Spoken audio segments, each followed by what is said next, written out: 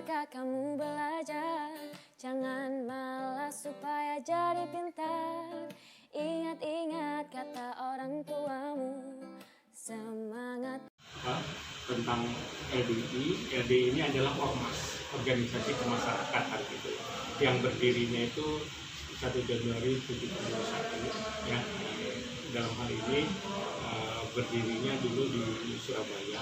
Maka peran daripada LDI adalah merupakan organisasi kemasyarakatan, maka ya peran ormas dalam mewujudkan kehidupan bermasyarakat, berbangsa, bernegara sesuai 4 pilar bangsa Indonesia, Pancasila, Undang-Undang Indonesia, Bineka dalam Kerangka NKRI. Mungkin banyak bisa dilihat di sini di bawah ini aja.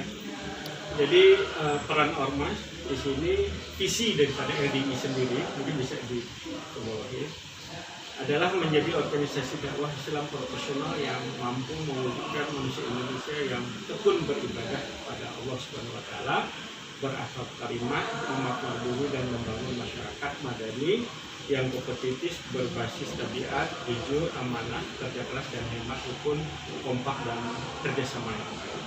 Ini adalah visi daripada LDI sendiri, sesuai dengan dalilnya bagaimana sabda Rasulullah SAW, kulukum ra'in wa kulukum mas'ulun an ra'iyatihi, yaitu masing-masing dari kalian adalah penggembala atau pemimpin, dan masing-masing dari kalian akan ditanya atau mempertanggungjawabkan tentang apa yang akan digembalanya atau yang dipimpinnya. Ini sesuai dengan hadis riwayat Bukhari juz 7.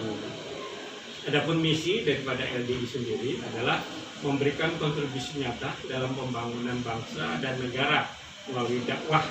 Jadi kita ini misinya adalah dengan dakwah, kemudian pengkajian, pemahaman dan penerapan ajaran Islam. Ya, jadi misi daripada LDI sendiri ini seperti ini. Ini adalah hadis-hadis yang kita pakai. Sebentar ini. Hadis-hadis kita ini salah satunya. Ini hadis besar, tapi kita punya ibaratnya kalau ini kan bahasa Arab semuanya. Paling tidak kalau yang baru pemula itu kita ada namanya himpunan.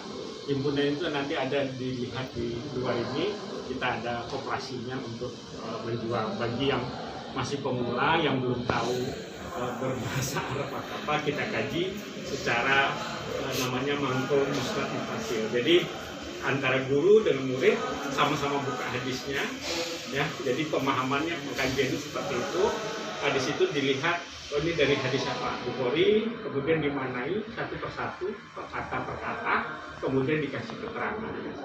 Itulah sistem daripada pengkajian pemahaman daripada misi kita sebagai LDI ini.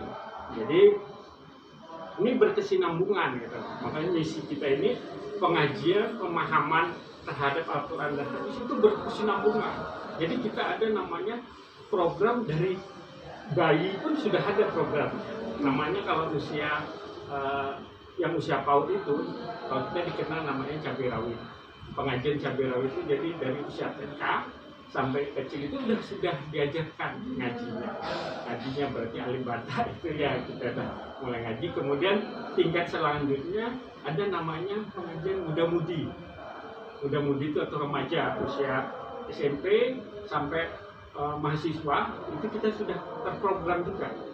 Nah, kemudian nanti usia setelah menikah itu ada lagi pengajiannya. Jadi udah dewasa, pengajiannya khusus, ada diacarakan. Kemudian manula itu terprogram juga kita. Pengajiannya ada khusus gitu. Jadi bapak-bapak yang sudah usia 60 tahunan ke atas gitu ya, nah itu kita kondisikan mengajinya itu khusus gitu. Daripada misi kita, pemahaman, kemudian ya penerapan ajaran Islam.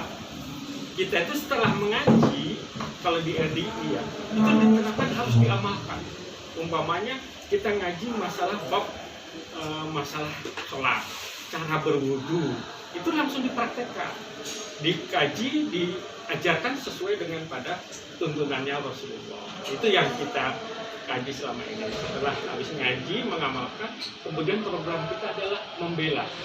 Membela dalam arti kata namanya kita ibadah, ibadah ini kan harus pembelaan harta, pembelaan nama diri dengan kemauan. Pembelaan harta yang nggak punya apa tuh namanya sajadah ya dibeli sajadahnya, yang nggak punya tempat ini ya harus dibelain, nggak punya masjid ya harus dibelain dengan sodakoh namanya untuk pembelaan kita. Nah, ini yang ketiga itu adalah programnya sehabis ngaji mengamalkan, jadi apa yang sudah diamalkan kemudian dibelain. Kemudian selanjutnya yaitu adalah konsisten dan kata pengurus ini mengatur jadwal pengajian. Jadi dia harus sambung.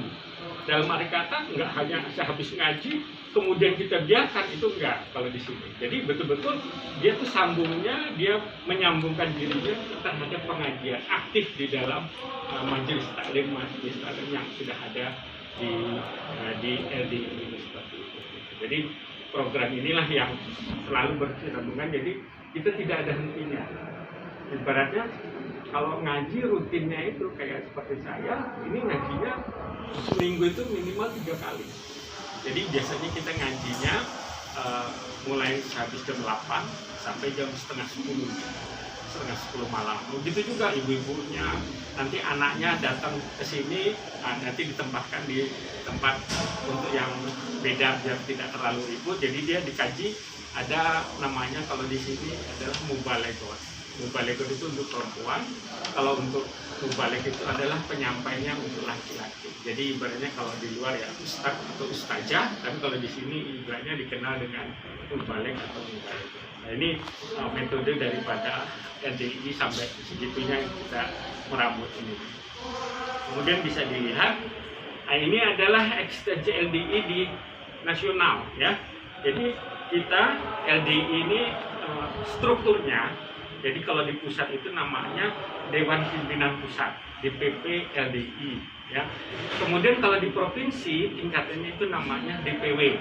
DPW adalah Dewan Pimpinan Wilayah. Kalau di bawahnya lagi kabupaten atau kota itu namanya DPD, Dewan Pimpinan Daerah. Di bawahnya lagi strukturnya itu namanya PC. PC itu pimpinan cabang, itu setingkat dengan camat.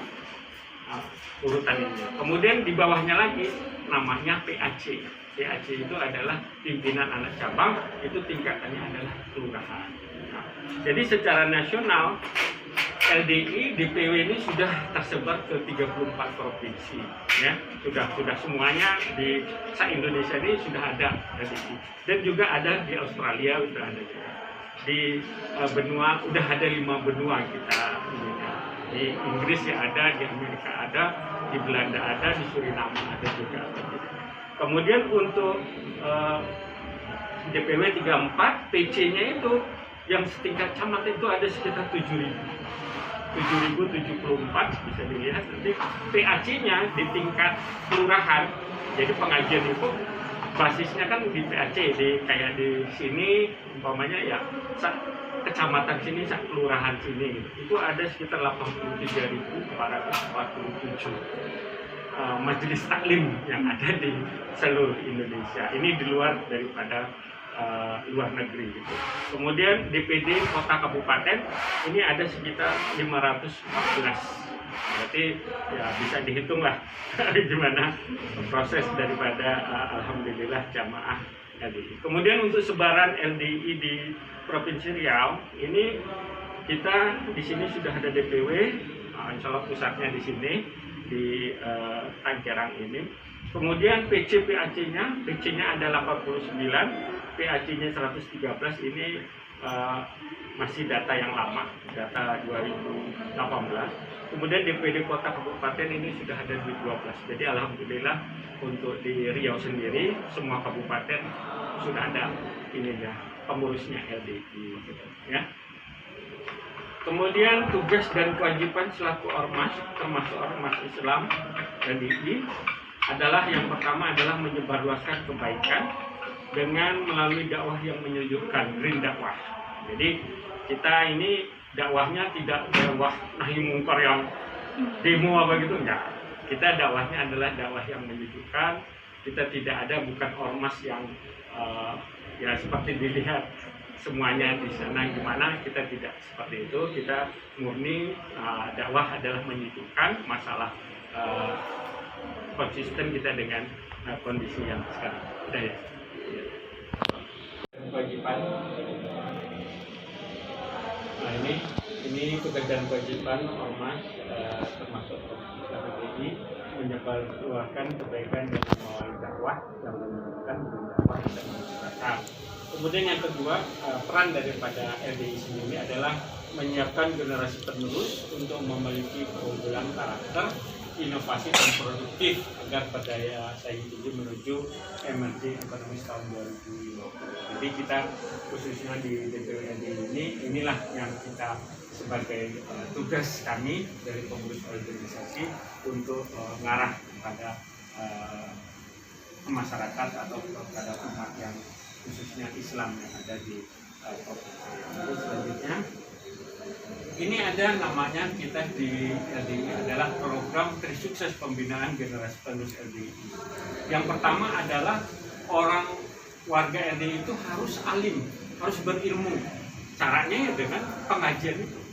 Ada hadisnya, Al-Qur'annya kita kaji, kemudian kita kita artikan satu persatu, kemudian asbabul nuzulnya seperti apa itu dikaji. Jadi tidak hanya pintar membaca Al-Quran, tapi tahu makna dan keterangan daripada Quran itu sendiri, termasuk juga di dalam masalah hadis. Nah, ini yang kadang-kadang anak usia ini seperti ini, anak mondok ini dikaji bab masalah hadisnya apa, kemudian masalah alat tata bahasa Arabnya apa itu yang kita pelajari.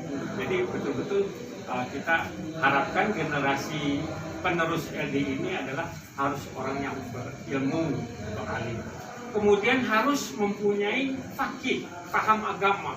Kadang-kadang kita tidak cukup hanya mengandalkan ilmu, tapi dia tidak paham. Pintar, anak pintar, tapi tidak paham agama. Ini yang blunder adalah orang tuanya, kasihan. Makanya dari sejak mulai dini, kita di LDI ini betul-betul anak itu didekatkan dengan yang namanya kepahaman di dalam masyarakat. Kadang-kadang anak kecil aja sudah tahu dia masalah najis dan tidak najis. Itu kita ajarkan. Karena terus terang kalau kita yang pertama yang kita kaji di LDI itu adalah masalah kesucian. Kesucian di dalam namanya ibadah. Sholat itu kalau diterima yang seperti apa? Dalilnya adalah sholat yang diterima itu dalam keadaan suci. Kalau kita dalam keadaan najis ya gimana Allah menerima amalan kita, pahala kita. Itu yang kita tekankan dari sejak kecil, dari sejak usia dini itu bab masalah kesucian atau masalah najis. Maka kita coba contoh gitu deh. Kita mau sholat otomatis pakaian kita harus dalam keadaan suci. Tempat pun harus dalam keadaan suci. Coba kita kebanyakan ya kita tidak menyalahkan umat Islam yang lainnya. Masalah bab kesucian aja kadang-kadang belum bisa menjaga. Contoh, adik mau sholat ke tempat, masuk ke kamar mandi. Padahal kamar mandi itu adalah tempat apa? Tempat buang air kan? Tempat najis semua itu. Tapi dia datang ke kamar mandi itu tidak pakai alas, tidak pakai sandal. Otomatis kan najis di situ. Tiba-tiba langsung masuk ke tempat sholat, sajadah sholat. Nah, hal itu aja harusnya kita sebagai umat Islam, ya paling tidak kami di LDI ini dari sejak kecil itu sudah diajarkan bahwa masalah kesucian itu.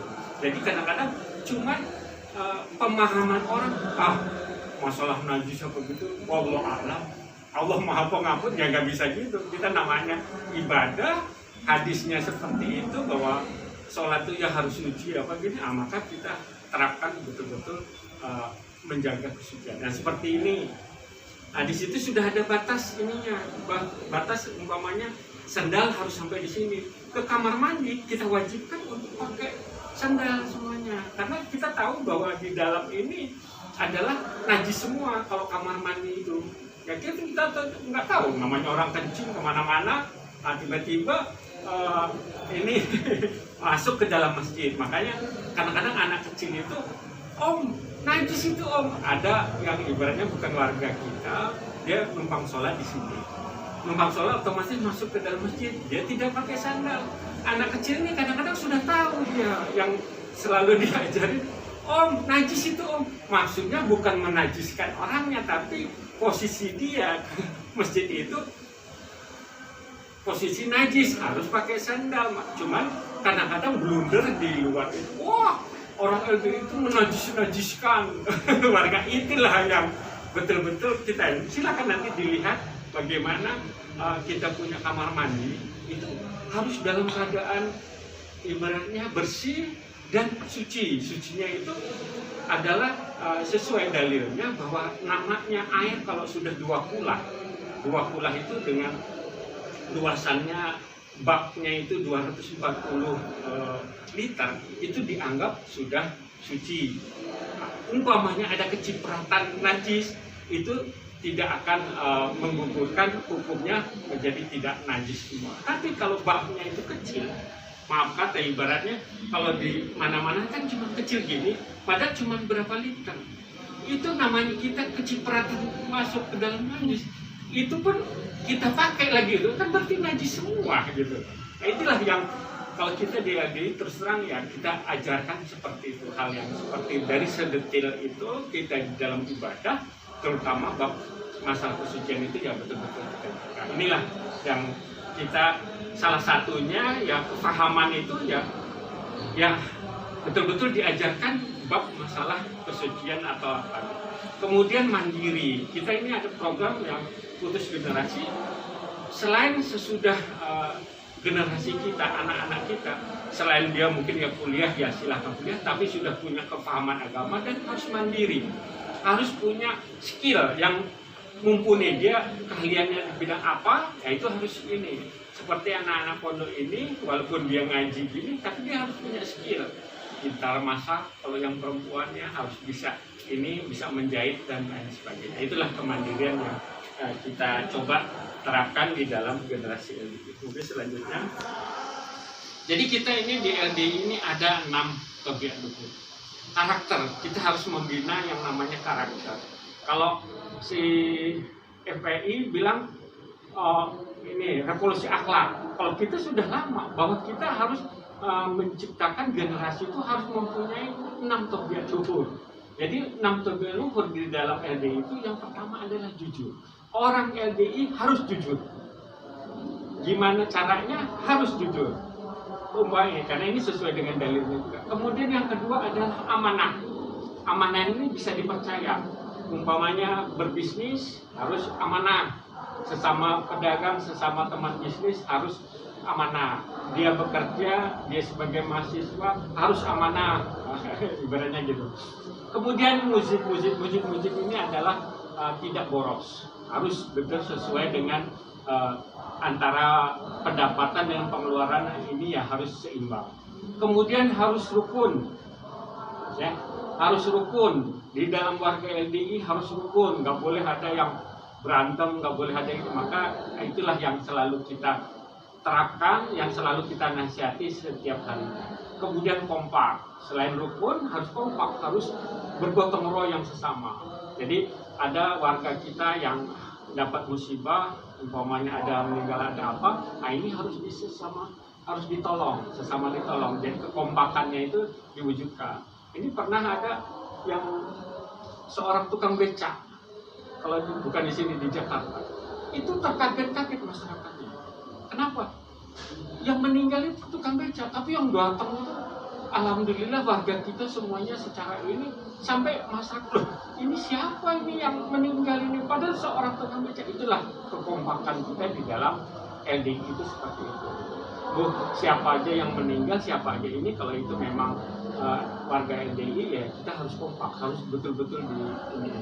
Kemudian kerjasama yang baik, ini harus ya dalam segi apapun ya kita harus, khususnya warga LDI harus bekerja sama yang baik.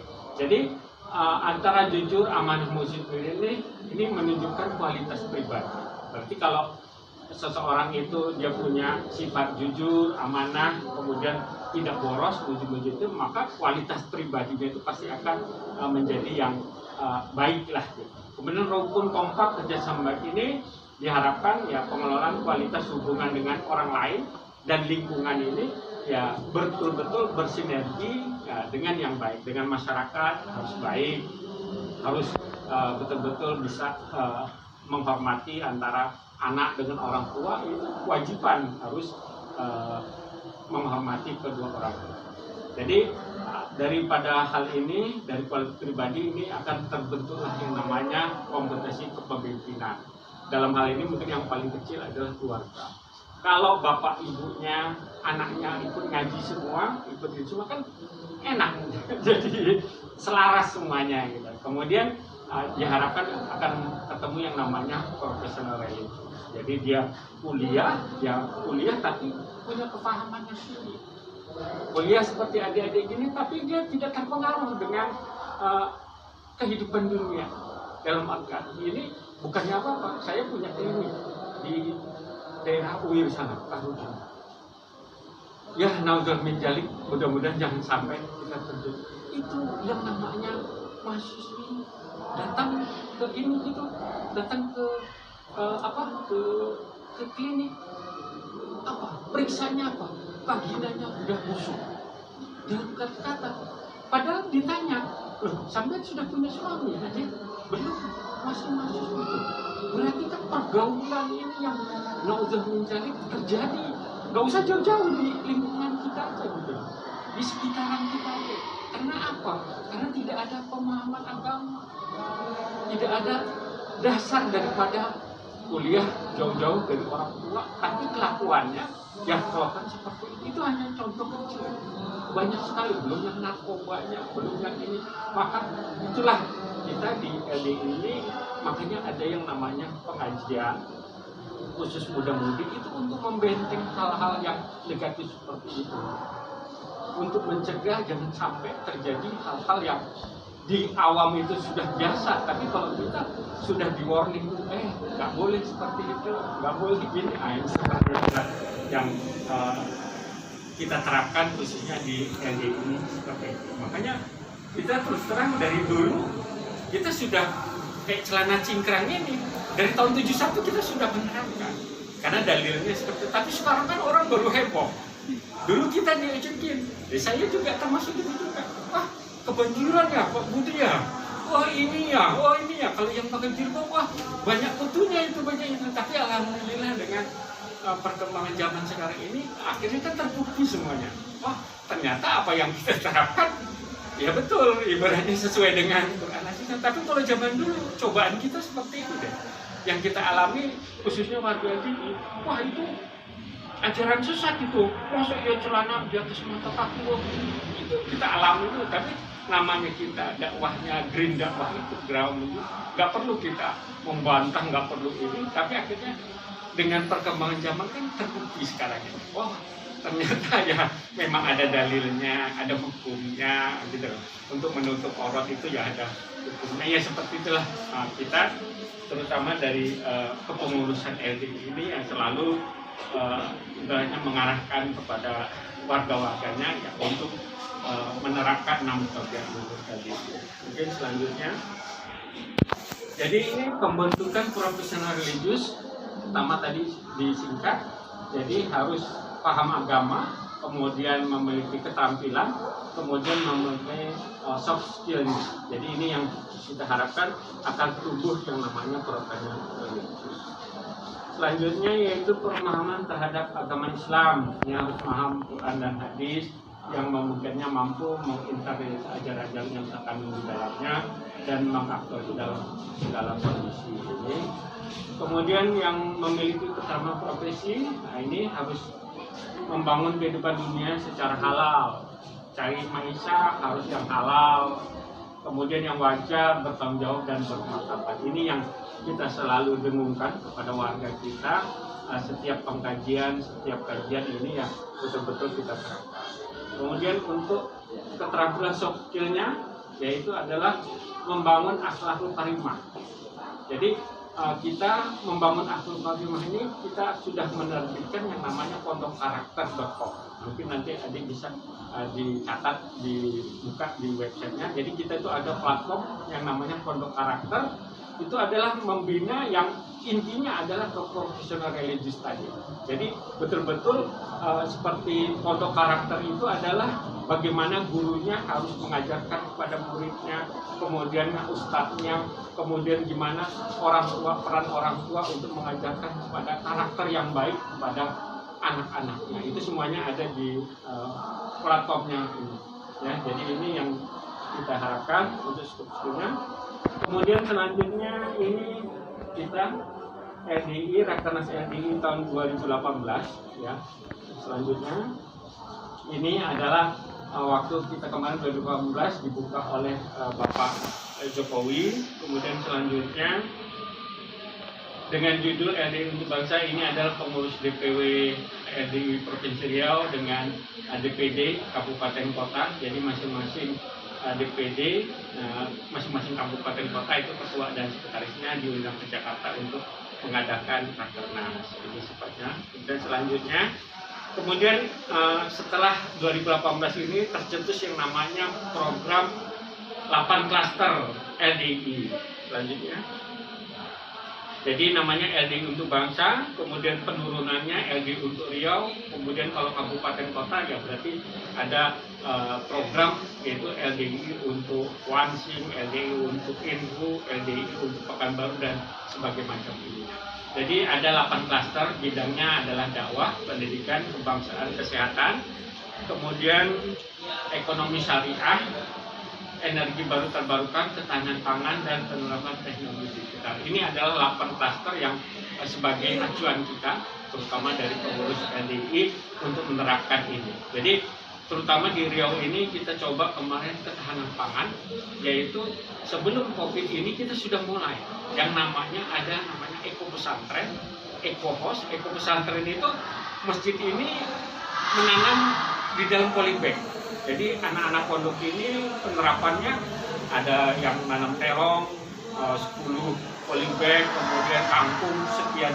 Jadi inilah ketahanan pangan wujud masing-masing rumah tangga warga LDI itu kita anjurkan untuk menerapkan seperti itu. Jadi alhamdulillah dengan adanya COVID ini, karena kita sudah sebelumnya kita sudah menerapkan itu, mereka tidak perlu bingung dengan pengeluaran biaya yang ekstra lagi.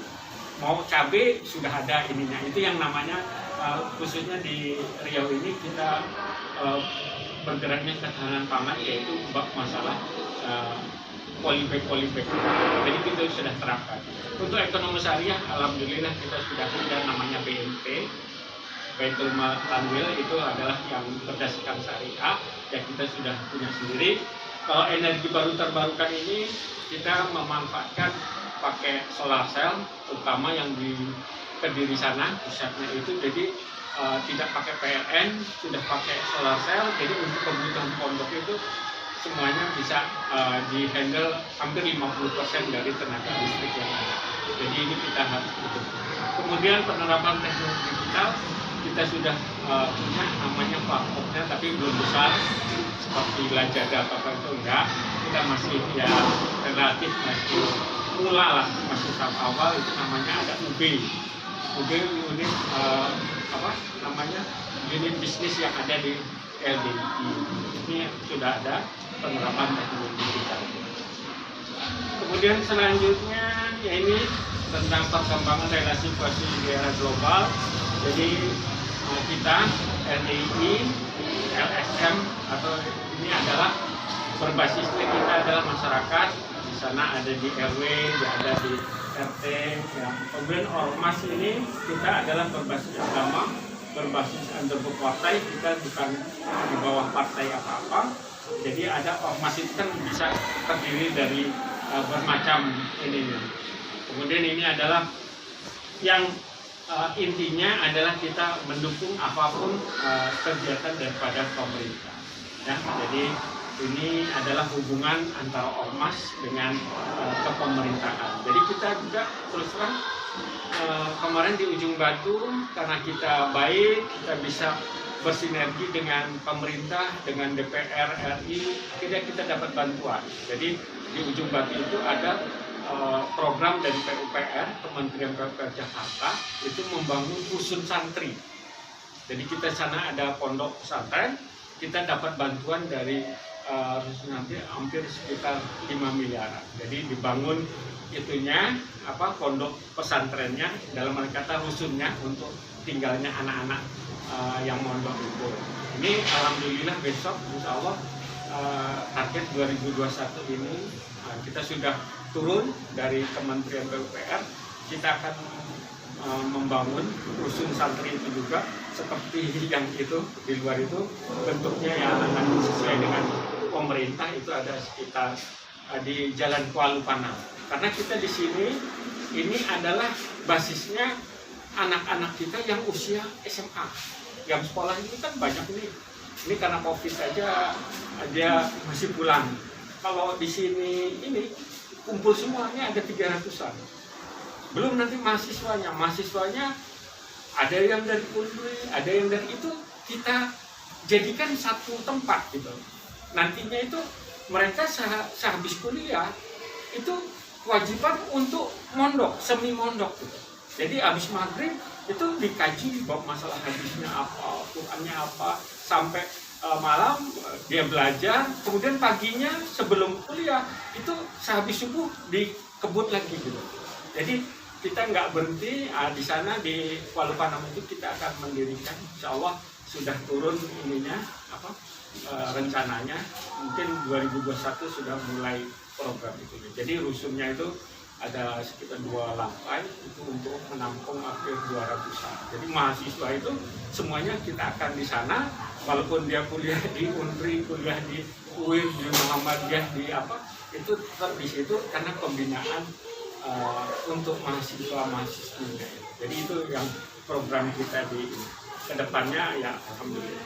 Kemudian selanjutnya ini LDI juga memandang, karena sekarang ini permasalahan dari umat Islam itu sendiri, yang pertama yaitu masalah kemiskinan. Kadang-kadang dalilnya ya sudah ada bahwa kadang-kadang orang yang miskin itu bisa menjadi kekufuran, menjadi kufur dia.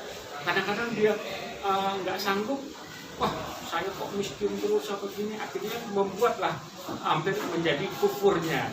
Bisa kufur nikmat, kufur sehatnya, karena merasa miskin, akhirnya sudahlah melakukan hal-hal yang dilarang di agama. Ini kita lihat bahwa LDI memandang ada 6 poin yang menjadi acuan kita untuk penjagaan kepada umat, dan mungkin ya bisa kepada masyarakat ya, supaya betul-betul kita harapkan agar punya inilah kepedulian dengan masyarakat sekitar. Paling tidak kita dakwahnya seperti itu ya, tidak hanya melulu dakwah tapi hal-hal yang lainnya ya juga kita tinggalkan, yaitu kemiskinan, kemudian kebodohan.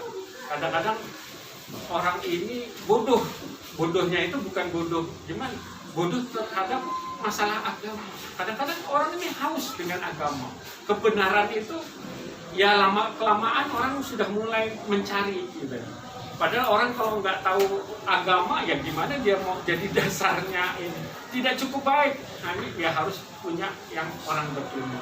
Kemudian kita pandang juga permasalahan yang sekarang ini adalah ketidakadilan. Nah, mungkin di mana-mana ya kita lihatlah gitu ya, sudah tahu kalau mahasiswa-mahasiswi ini kan sudah lebih ini. Kemudian yang keempat, dehumanisasi, yaitu dekadensi moral dan perpecahan. Kan kita lihat sekarang ini kan, mulai umat Islam itu sendiri sudah terpecah antara yang satu, kau ini apa, nggak syariah, ini kafir ini, kan sampai begitu, itulah kita pandang. Maka kemudian ditambah lagi dengan ancaman bagi seluruh masyarakat dunia, yaitu kelangkaan pangan. Nah ini kita sudah mulai menerapkan ya seperti tadi kita jelaskan, yaitu masalah eco-house. Eco-house itu di rumah-rumah warga kita harus punya polybag untuk ketahanan pangan keluarganya. Kemudian kelangkaan energi kita juga sudah mulai menerapkan. Jadi alhamdulillah peran daripada LDI itu sendiri, terutama kepada masyarakat sekitarnya, kepada warga, ya inilah yang kita harapkan untuk lebih baik lagi. Kemudian selanjutnya jadi ini kita tunjukkan semuanya, demokrasi, bencana alam, kesenjangan ekonomi yang kayak kemudian globalisasi, apa yang harus kita perbuat. Nah, ini yang selalu kita tawarkan kepada warga kita. Kita harus ngapain? Kondisi seperti ini, ya, masalah pilkada, kita punya ini sendiri gitu loh. Dalam arti kata pilkada, warga LDI itu dirasa golput. Itu dari DPP sudah turun suratnya, jadi siapa saja pun yang pemilihan, ya karena ini adalah pemerintah yang sah, ya kita harus mendukungnya. Nah, termasuk peran daripada warga kita tidak boleh golput, harus memilih pemimpin yang sesuai dengan visi misinya, sesuai dengan yang bagus. Ini yang kita harapkan. Nextnya yaitu masalah isu kesenjangan dunia dalam pembangunan daya saing. Selanjutnya mungkin bisa dilihat orang miskin mancing, hasilnya dimasukin di belakang, nggak taunya orang kaya mancing dari hasil orang miskin. Ini fenomena yang terjadi di sekarang ini di masyarakat kita, ya seperti inilah. Nah, ini lebih kurang literaturnya yang kita harapkan. Selanjutnya, nah ini kalau kita lihat secara kita juga memandang bahwa di Indonesia khususnya ini masalah ketimpangan ini ya betul-betul sangat kurang baik lah gitu ya, sangat tidak merata. Mungkin yang kaya ya semakin kayanya, yang miskin ya kadang-kadang ya kemiskinannya yang lebih ini lagi dominan. Nah, maka kita di sini khususnya dari LDI ini ya coba mempelajari hal yang seperti itu agar jangan sampai kita ini ya terkungkung atau terjebak. Sekarang kalau adik-adik perhatikan, namanya COVID ini masalah beras. Kita beli berasnya ke Thailand. Itu Thailand itu karena COVID ini menunggu dulu. Jawabannya itu 2 bulan baru bilang oke atau enggak. Nah, ini kelemahan kita.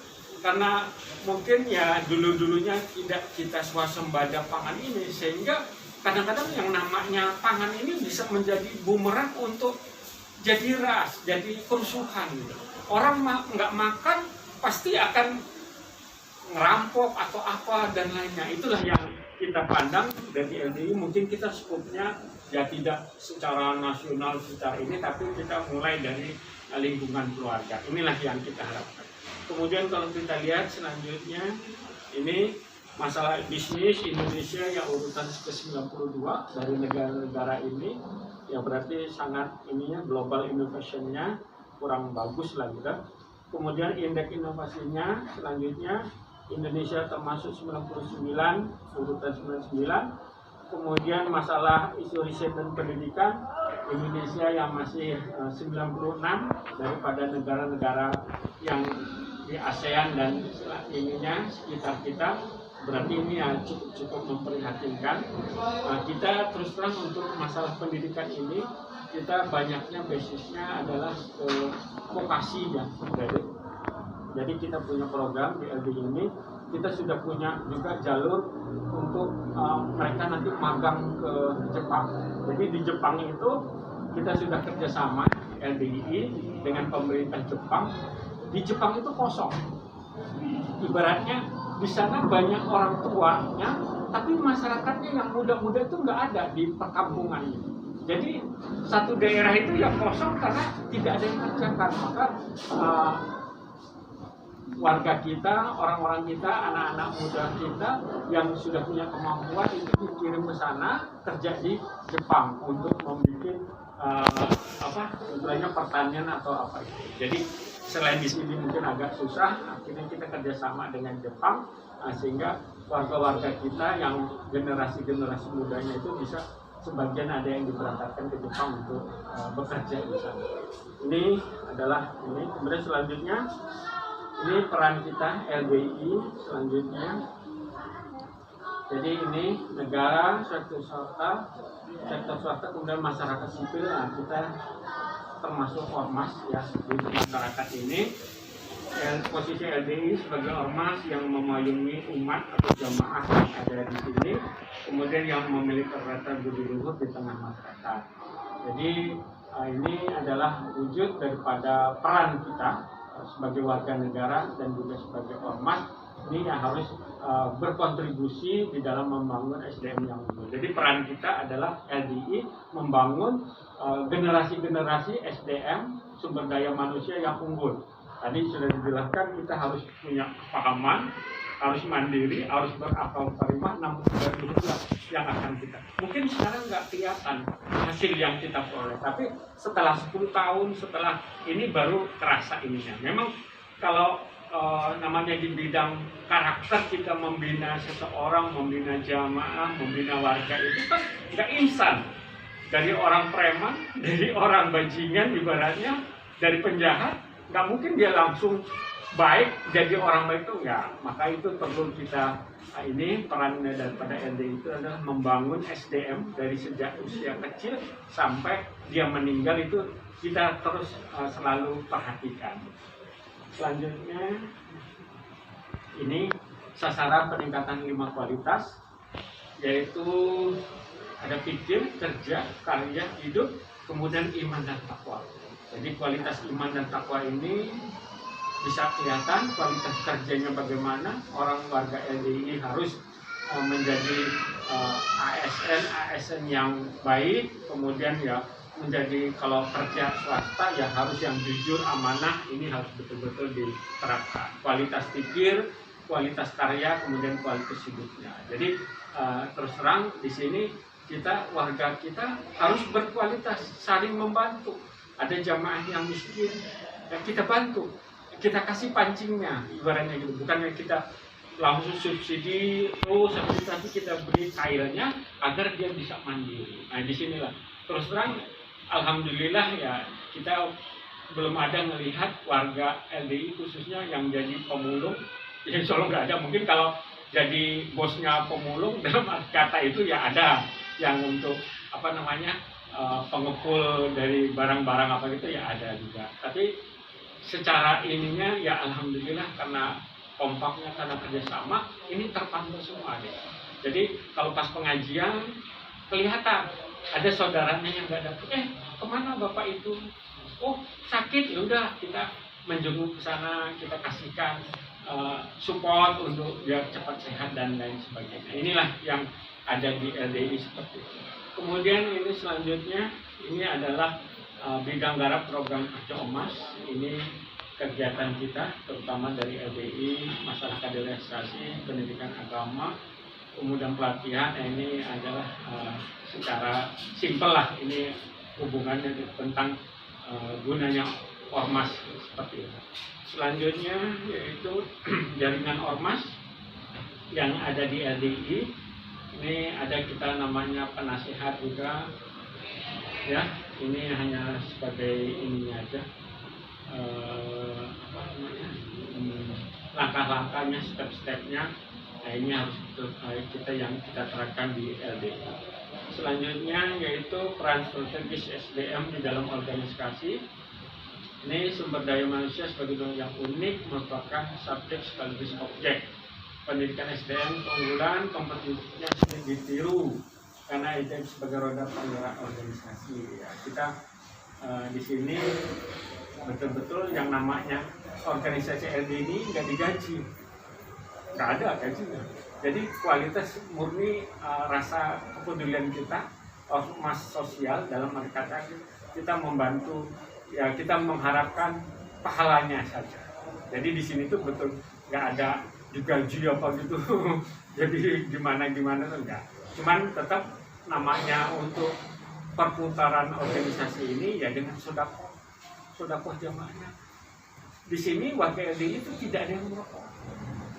Jadi karena itu mubazir dan itu merusak tubuh, berarti itu dilarang gitu. Sehingga warga LDI ini alhamdulillah ya sehat-sehat ya karena tidak merokok. Kemudian uang rokoknya itu ibaratnya ya untuk sedekahnya gitu. Jadi kita di sini setiap bulan coba aja 3 kali pengajian, sekali kita edarkan kotak itu, ini membantu umpamanya LDI ada butuh apa ya nanti di ini secara kekeluargaan, secara gotong royong ya alhamdulillah. Itu seperti itu pembangunan ini sekolah ini itu habis sampai 3 miliaran. Nah itu jamaahnya dikumpul warganya.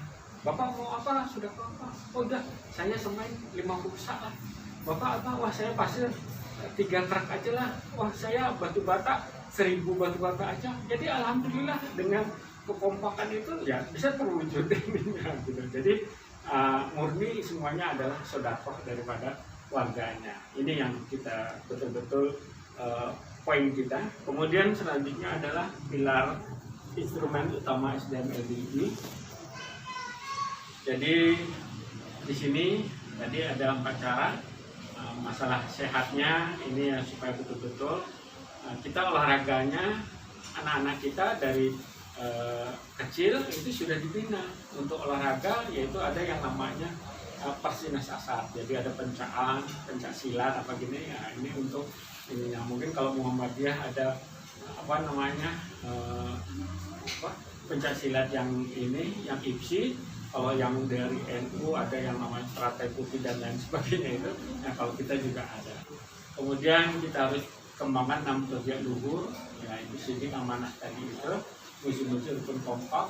Kemudian ada namanya 5 unsur PPG. PPG itu perannya ya ini orang tuanya, pendidiknya, kemudian ustadznya atau mubaligotnya, kemudian peran daripada anak itu sendiri.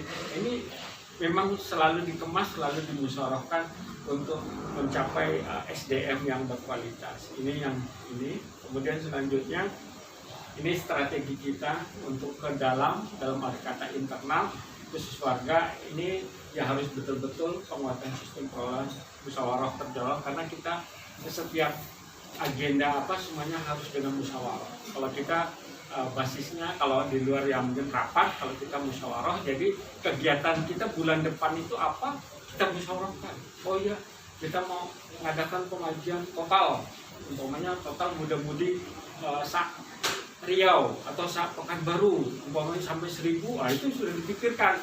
Oh ini harus gimana makannya, siangnya gimana, siapa yang sudah begitu, sudah terprogram ini semuanya. Jadi pengisinya siapa, materinya apa, ini sudah kita ini.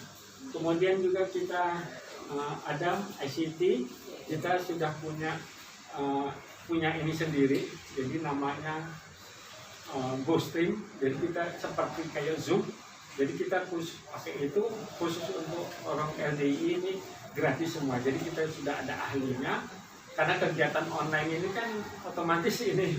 Jadi kita punya namanya GoStream yang masih rencananya sih mau dikeluarin ya silahkan aja, tapi kita pakai untuk gratisnya. Jadi kumpul kita, karena sekarang lagi COVID, ini protokol kesehatan kita, jadi setiap pengajian itu pakai GoStream, itu pakai Zoom, seperti Zoom itu. Ini kita terapkan pengajian-pengajian di tempat-tempat warga kita yang ada di pelosok-pelosok. Ini yang kita ini. Kemudian selanjutnya ini adalah kunci implementasi program Ormas bisa berjalan prima. Kalau kita masih satu lagi di bawah. Kalau dia punya visi, dia punya strategi, punya nilai, punya ada prosesnya, sistem kontrolnya ada, tapi nggak ada strukturnya, maka akan jadi ormas yang kacau. Kalau punya visi, strategi, nilai punya, proses punya, tapi tidak punya kontrol. Kalau kita ada yang namanya kontrol, setiap habis musyawarah dilakukan, dikontrol. Gimana kajian kemarin, umpamanya ngumpulin ini, gimana kurangnya di mana, itu kita selalu kontrol gitu. Kemudian ada struktur organisasinya, maka salah melangkah jadi arahnya. Visi punya, strategi, nilai punya, prosesnya tidak ada. Kemudian sistem kontrolnya ada, ya tidak efisien juga. Visi, strategi, kemudian nilainya tidak ada, prosesnya jalan, sistem kontrol itu ya frustasi. Jadi nggak ada bisa diapa-apa. Visi ada, strateginya nggak ada, ya berakibat ya dan salah memulai. Kemudian visinya nggak ada, oh ada strategi gini, ya jadi bingung aja. Ya. Maka kita harus punya visi, harus ada strateginya, ada nilainya, ada prosesnya, kemudian ada kontrolnya, ada struktur kepengurusannya. Ya ini alhamdulillah bisa berjalan.